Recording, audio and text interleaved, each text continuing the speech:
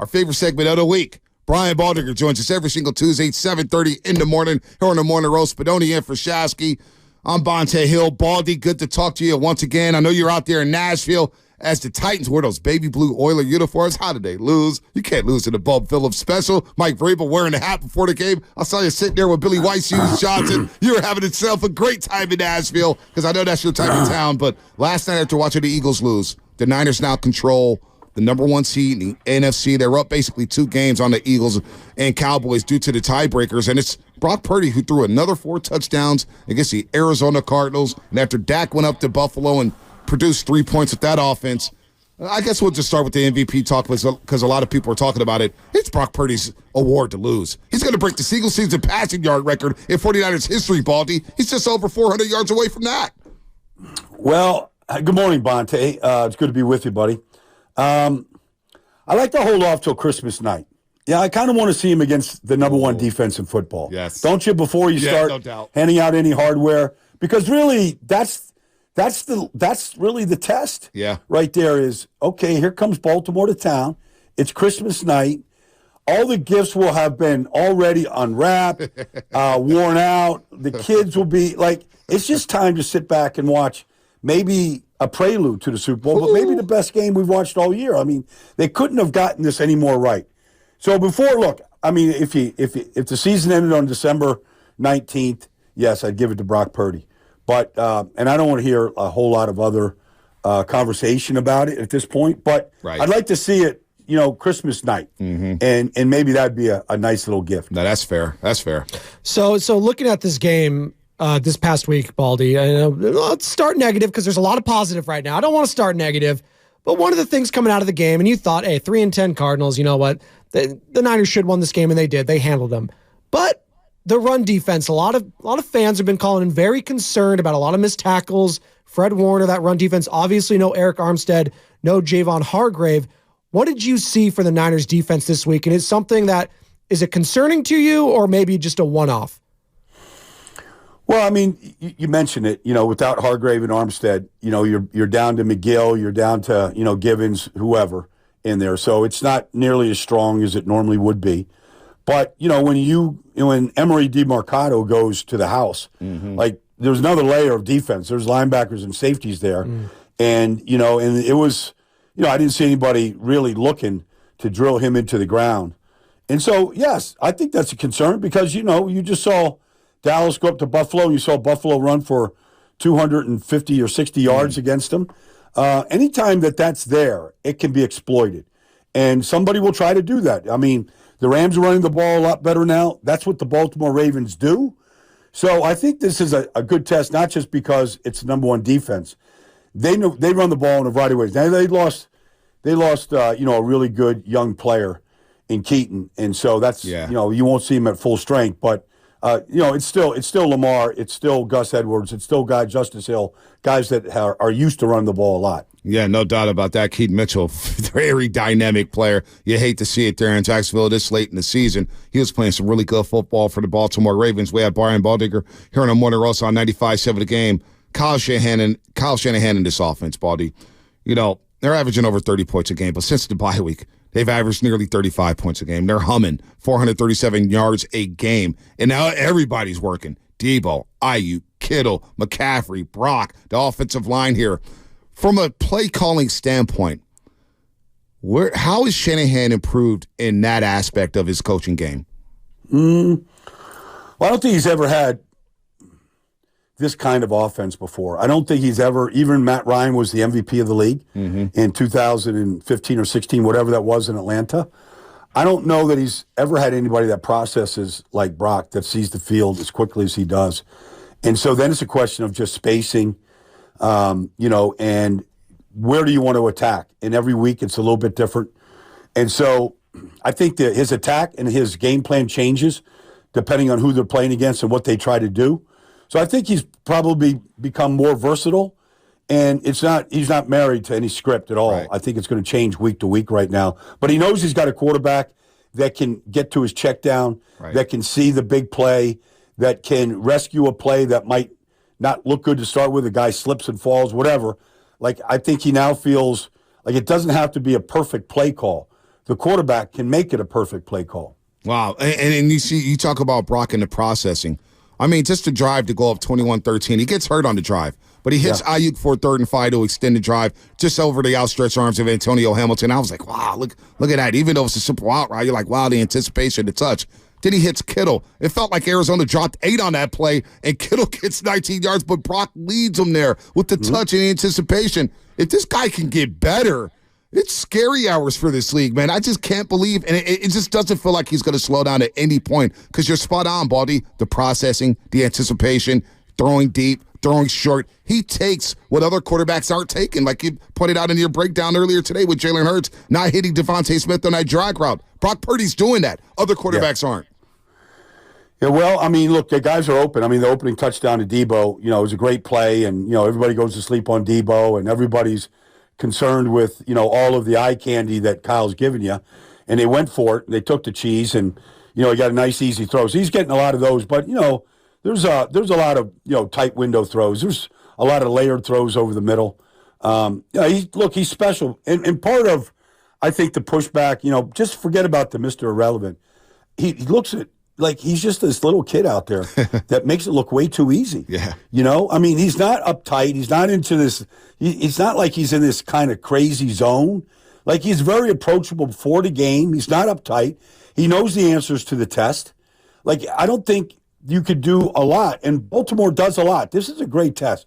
Baltimore plays a matchup zone. They've got they've got a great pass rush. They blitz efficiently. They've got tremendous speed. Like, this is a really good test because I don't think in the playoffs that you could see a defense that is this complete. And so it's really, I kind of like, the superlatives are he's worth all of it, right. But this defense in Baltimore gives everybody trouble. Well, how similar are they, real quick, sorry to jump in, Spadoni, how similar are they to Cleveland? Because we did see a defense in Cleveland. I know Trent got hurt early in that game. Debo got hurt on the first play of the game, but you have to give the Cleveland Browns credit. They forced, I believe, 8 or 9 straight 3-and-outs on this 49ers offense, and Brock looked human that day. Jim Schwartz against Shanahan. Jim Schwartz, exactly. So how similar is this defense? Well, they're different. They're totally different. I mean, they don't have Myles Garrett in Baltimore, but they play sticky man coverage. And whether it's Martin Emerson or Newsome or Denzel Ward, I mean, they were not afraid to man up the receivers. It helped that Debo went down, but they were not afraid to play man coverage on Ayuk and the guys. And so Baltimore doesn't play that style. They're a matchup zone. They're a zone drop team. They get to their spots. They're moving at the snap of the ball. And then they cover a great deal of territory as they're pressuring you from a variety of ways. So, Baldy, recently Kyle Shanahan spoke about Brock Purdy and, his field vision. He says this thing that he has, it can't be taught. Mm-hmm. Is there like a play or a moment you've seen with Brock this season or recently where you just see him seeing the field so well and is a step ahead of the defense? Because it feels like whenever I watch this guy, it's always in the perfect spot. He's leading his receivers. He's leading the running back. I swear to God, this guy has eyes in the back of his head half the time, too. He's swirling around. It just feels like whatever it is with Brock Purdy, he has it. And Kyle Shanahan speaking on it. Have you seen anything with Brock when it comes to that field vision? Well, I think there was a game, might have been Cincinnati, where he threw a touchdown pass to McCaffrey he was on a dead sprint to his right, and McCaffrey broke open over in the middle of the field. Yeah. And I don't know how he saw him, number one. And then it's normally a very dangerous throw across your body, middle of the field, a lot of congestion. And he saw him. I don't know how he saw him. And then I think there was one other one, the touchdown against Jacksonville where he really pumped the safety and he got it to Ayuk, or they got it to Kittle for the big, long 60-plus yard touchdown. I don't know how he knew to pump Rayshon Jenkins like that. And if he would even have time with a collapsing pocket to get it to Kittle, which he did. Like, those are just a couple of examples, but I could put together a highlight reel of him seeing all of the field. And then I guess it really comes down to is there's the play that Kyle calls, and then there's things that happen. They take the number 1 or number 2 away, or he's got an obstructed view, and now he's on the move. And what he sees on the move is probably what excites Kyle the most because he makes very few poor decisions on the move. So I'm looking at this coaching matchup, and Bonte and Sam and I were all talking about it before. John Harbaugh has been in the league a long time. He's had a lot of success, obviously won a Super Bowl against the 49ers, the Harbaugh, Jim Harbaugh, his brother with the 49ers at the time. It does feel like he is slept on, though, Baldy. He's had a lot of success with Joe Flacco, Lamar Jackson. Are we not looking enough at John Harbaugh in this game and his going up against Kyle Shanahan? Because Kyle Shanahan, deservedly so, one of the best young coaches in the sport. John Harbaugh, though, I feel does get a little slept on. Why is that? Well, he's changed both coordinators in the last 2 years. So he brought in Todd Monken.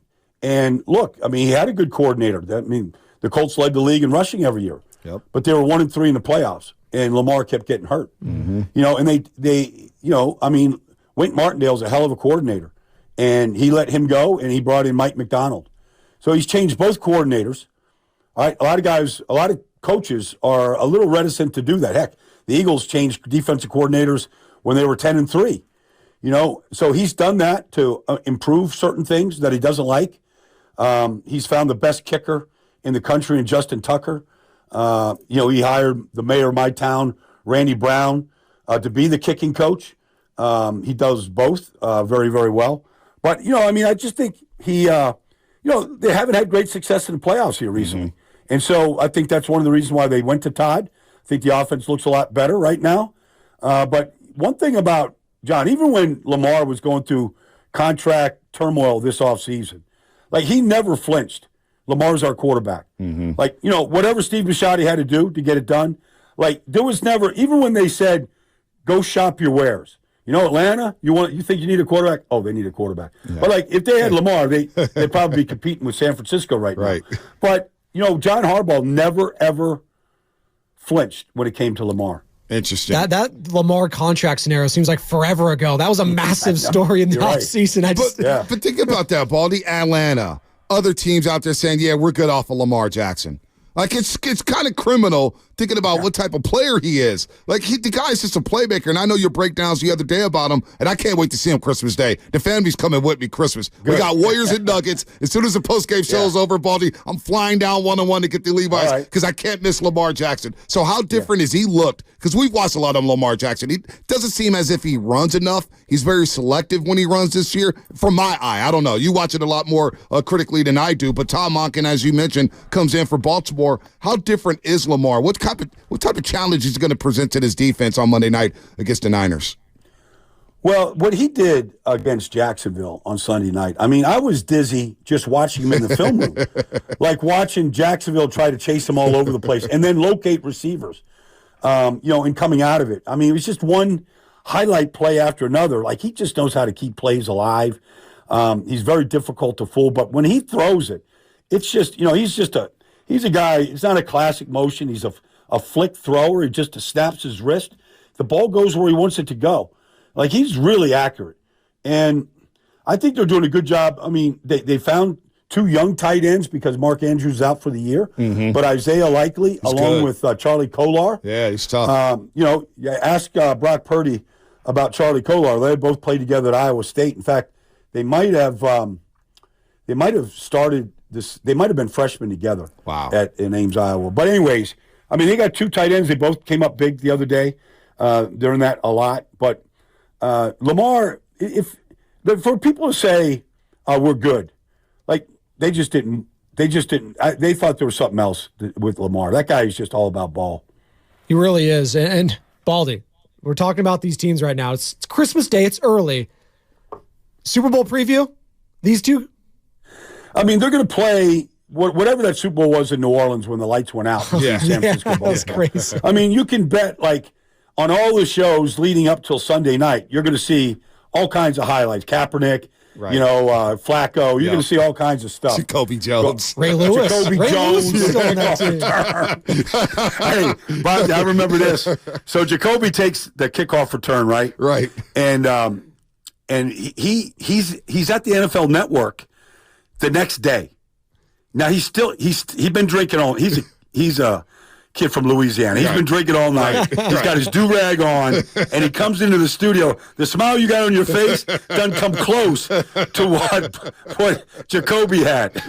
Like, he was so fun to, he was breaking down the game, and we just like, whatever you want to do, Jacoby, is good, man. Like, you just keep celebrating. Remember that whole run, and it started in Denver. Yeah. It was just that YOLO throw from Flacco, gets over the safety, and then there was night-night. They had to get through Denver first. That was Peyton Manning's first postseason game with them. That was the one team I did not want the Niners to play in the Super Bowl. When they went up to Foxborough and beat up on the Patriots, I said, oh, boy, this is going to be a headache. This is going to be a nightmare. Jacoby Jones had a lot of speed. What a fun player he was. But I want to play some sound for you going back to Brock Purdy because, look, man, I don't get caught up in the narratives, Baldy. I think that's why we're cut from a different cloth. I don't care what people say about Brock. We watch the game left and right. You could take this quarterback over this quarterback. I'm good with Brock. You're averaging 30 points a game. But, I guess some people need attention here. So here's a sound from Doug Gottlieb on, Brock Purdy saying that anybody can win in this offense. Here's Doug Gottlieb.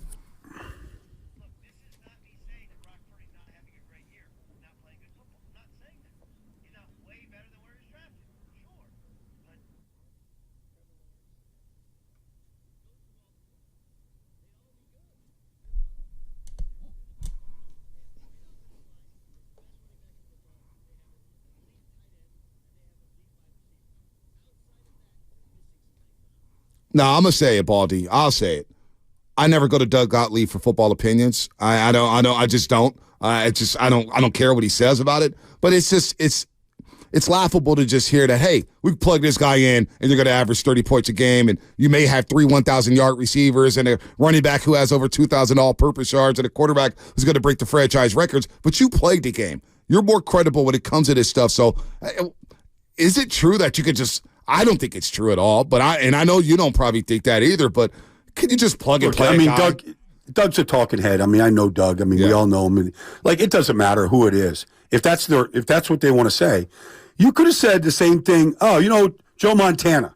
They could have plugged anybody into Bill Walsh's system. Right. You got the greatest receiver of all time. You got the greatest fullback. You got Roger Craig. You got all these. You got Brent Jones. I mean, you could have said the same thing about that, but there was only one Joe Montana. So I don't believe that. I don't believe you could just put Trevor Lawrence in his offense. We've seen Jimmy G. We've seen Sam Darnold at times. We've seen Trey Lance. We've seen Nick Mullins. We've seen all kinds of people in this offense. We've never seen anybody operate like this. There's one stat right now that's a function of how good Brock Purdy is. He's averaging almost 10 yards per pass attempt. I know. Like, the next closest is Tua, who throws the ball to Tyreek and Jalen Waddle, and you figure, well, he's got to be close. He's got the 2 best deep ball receivers in the league. Just ask the Jets. Right. And so, he's averaging 8.5. Brock Purdy's averaging, every time he throws the ball, he's averaging 1.5 yards further than the next closest quarterback. And that's a function of throwing the ball down the field and throwing with deadly accuracy, where these guys are all running with it after the catch. Does Kittle ever catch a ball and get tackled? Ever? No, doesn't feel like it. Doesn't seem like it. I never feel like George Kittle's caught a ball this year. I might actually take that assignment today and get tackled. Like, I feel like George is on the dead run every time he catches a ball. It's pretty unbelievable, Baldy, when you start breaking it down. Best quarterback, best running back, best tight end. You got what? Best linebacker, best left tackle. Like, they have the best at their positions, like, across the board. It's pretty unbelievable. So when I'm looking at this team, and then I'm taking a step back and looking at the NFC, one of the biggest contenders, obviously the defending NFC champion, the Philadelphia Eagles played last night. What the hell is going on with this team during this 3-game losing streak? You just lost to Drew Lock. God bless him. I love the story. But they thought Geno Smith, they didn't even know who their starter was before the game. They go out and have the game-winning drive of his life. Incredible throws, but Matt Patricia gets put. They just feel like it's panic mode right now in Philly. What's going on?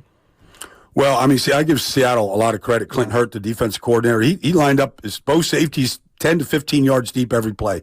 He was like, you're not getting the ball over our head. If you want to run for 178 yards, we'll give you some runs.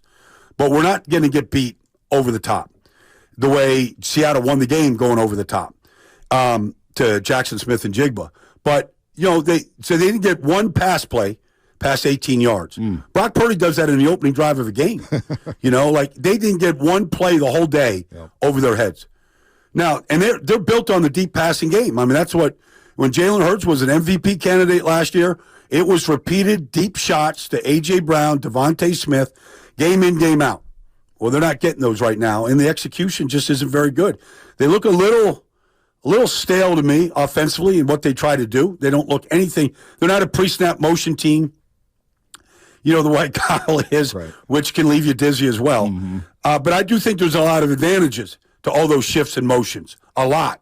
And there is a lot of breakdowns and just what they're trying to do and what the cheese is as he's putting out there to see who's going to take it, who doesn't. There's a real science to what he's doing. The Eagles just kind of line up and play, and they don't really scare you right now. Well, and a concerning part for me, Baldy, is and you can see it with the 49ers and compared to everyone else. There's a lot of frustration going around with a lot of these teams. It's desperation mode for a lot of these teams. You see Patrick Mahomes yelling at his teammates, yelling at the rest, yelling at the officials. You see Sean Payton going at it with Russell Wilson. And then you heard Jalen Hurts yesterday calling out the commitment of his team. That's the leader of the team, Baldy. So that's very concerning. And then I just look at the 49ers. They're just... the vibes are immaculate right now. Remember just a couple weeks ago before the Seattle game talking to Fred. Fred's always my go-to guy when I just want to find out the temperature of the team. But he should be the guy. Like, nobody is more aware or in touch than Fred. He plays every snap. But I just said, coming off the bye week and the 3 losses, he goes, Baldy, listen, don't even ask. We're so locked in right now. Like, nothing is going to stop us. No success, no blowout win, no win against a good team. Nothing's going to stop us from being locked in. Like, we come to work every day locked in. We're not reading the press clippings. We're not interested in that. Like, they're on a mission to win it all. And anything short of that might be the biggest disappointment. It'd be the biggest disappointment in Kyle's career. But I think it'd be the biggest disappointment in this league if the 49ers right now don't win this whole thing. Wow. That's not putting pressure on them. I just feel like the players feel like that. Yeah, no, they do. They do. Drake Greenlaw said it the other day. He goes, great. We won a division championship, but I'm tired of wearing these T-shirts. I want a Super Bowl T-shirt. Yeah, seriously. I make the joke all the time, Baldy, and, kids, close your ears, but last time the Niners won a Super Bowl, I don't think went through puberty yet. I'm dead serious, man. It's been that long.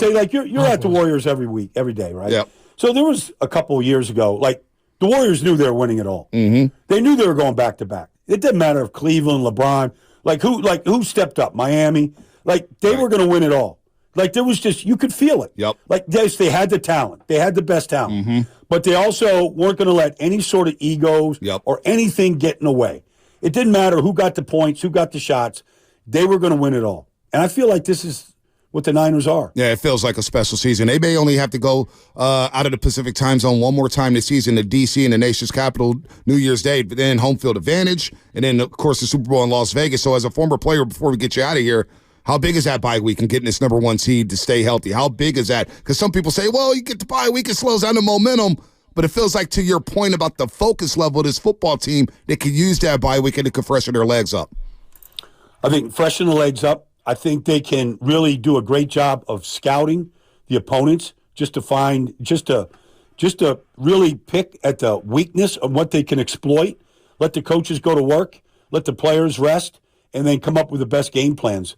And, just give the fans at Levi the most to cheer about going into 2024. Baldy, where are you at this week? Where are you at for the holidays? I'm going to be in Atlanta. I thought they might win last week, but Indianapolis, who's hot and playing good football right now, I'll be in Atlanta for it. Minshew and their quarterback change in Atlanta. I don't know how you lose 9-7 to Carolina. Nobody was at that game, and they lose it. Nope. What a disappointment, man. What a disappointment with all that talent on the Atlanta Falcons. Baldy, Merry Christmas to you. Happy holidays. We appreciate everything you do for us here at 95.7 The Game. Have a great holiday. We love your breakdowns, man. And you were right before the season. When you first joined us this season, you said it was going to be the wildest ride we've ever had in the NFL. Well, boy, it's lived up to that. Yeah. Well, we got a little bit more to go.